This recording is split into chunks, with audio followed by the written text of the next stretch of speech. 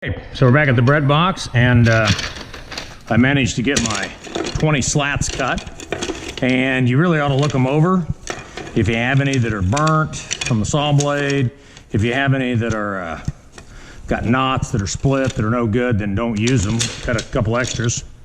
So here's what I'm going to do. This first cut, this first one is going to be what's called my master, and the depth of my router groove is about the same depth as half. So if I go in here and I lay this in the front and I mark half, okay, halfway, then miter saw, we've got a fine cutting blade on, and what I should have is a tiny bit of slop that allows us for some movement. And so then I'm going to go through a cycle, and if it feels tight at any point, then I'm going to take off a little bit more. And that feels pretty good, but I'm going to take off just a touch more.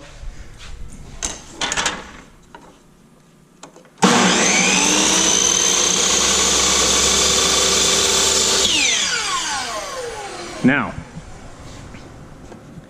this one, that's better, okay? And then what I like to do is I like to turn the bread box around, and I'm gonna have this in here.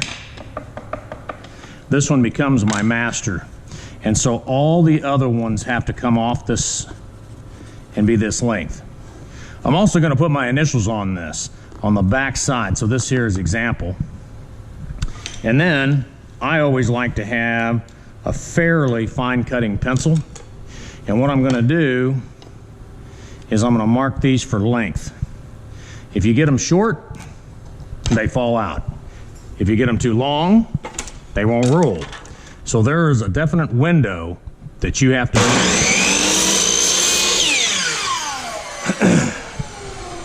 So then I'm going to start cutting these. Feels good.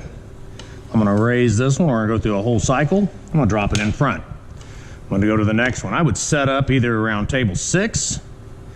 I would go back around the radial arm saw and set up.